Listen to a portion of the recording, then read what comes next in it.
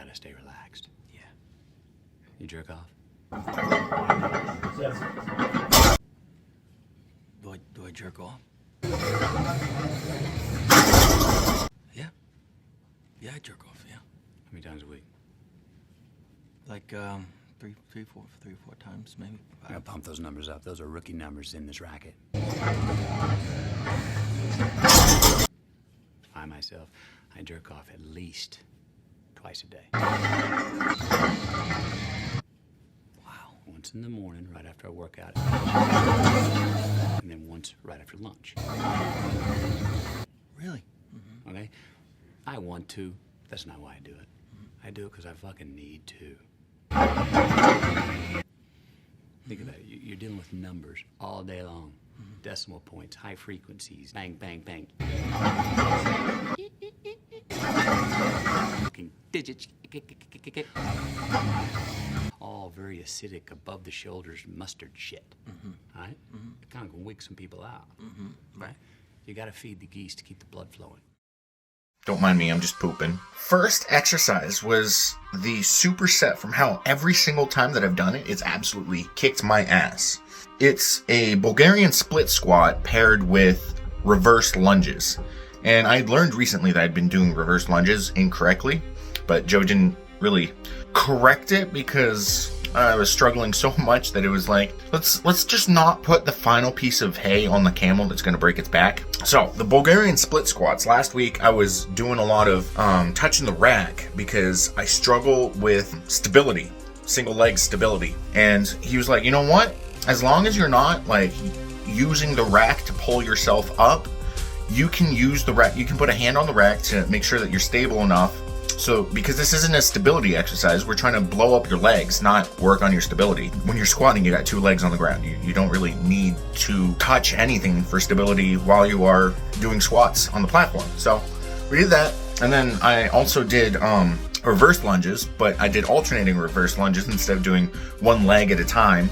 That made it a little bit easier. It spread the fatigue out a little bit better. I liked it better. It still blew up my lower back a little bit. But when you're 343 pounds, it kind of comes with existing.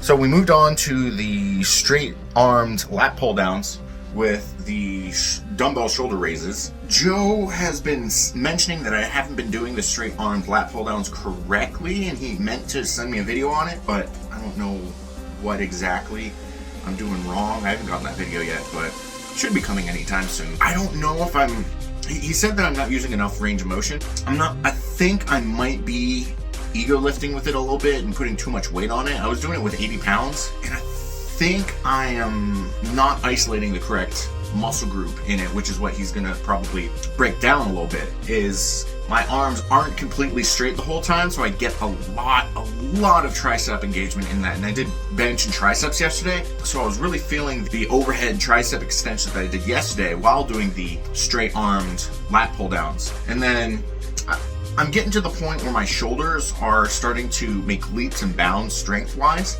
so I'm able to do the front raises with much more weight than usual. We did a little bit of something that I didn't tell my coach Joe that I was doing. I talked to Roman, RFD Physics, on Instagram.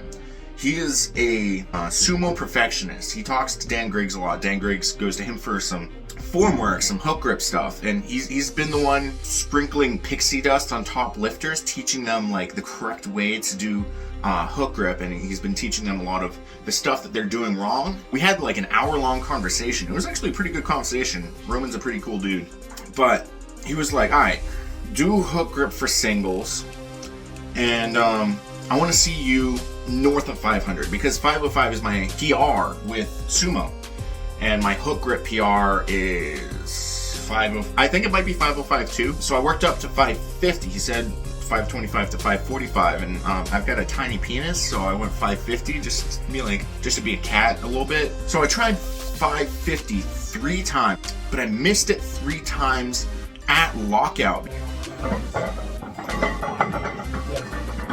because when my hand started grinding against my inner thigh, it opened my grip up. And when your grip opens, the bar then tends to fall out, according to physics.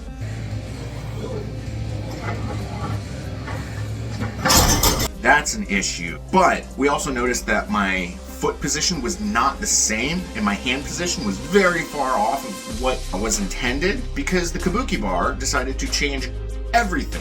The inner knurl, the smooth part, is a different length than any other bar. The rings are at a different point than any bar. So he was like, don't set up on the bar, set up on the plates, if that makes sense to anyone watching. So next week when I do deadlifts, I'll be setting up on the plates. And then Joe, back onto the planned program, Joe, the masochist that he is, he set up 6x2 pause deadlifts. And you pause the deadlift 1 inch off the ground because that's practicing getting into perfect deadlifting position in sumo. So that made my thumbs hurt.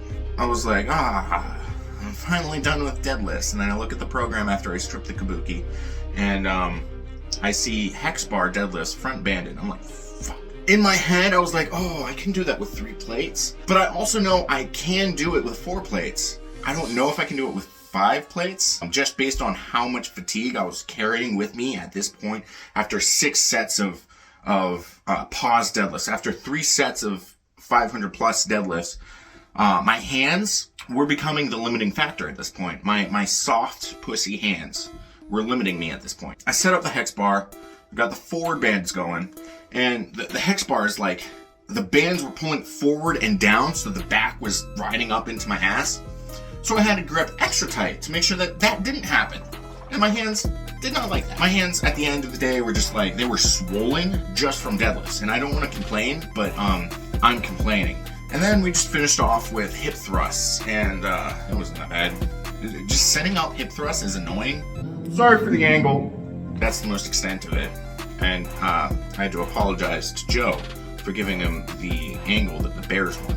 And then we finished off with light assault bike that I didn't video, and then I didn't have 10,000 steps yet, so I did 12 minutes at 2.5 miles per hour, nasal breathing on the treadmill just to finish off the 10,000 steps for the day. So I guess I'll wipe, and I'll see you guys in the next one.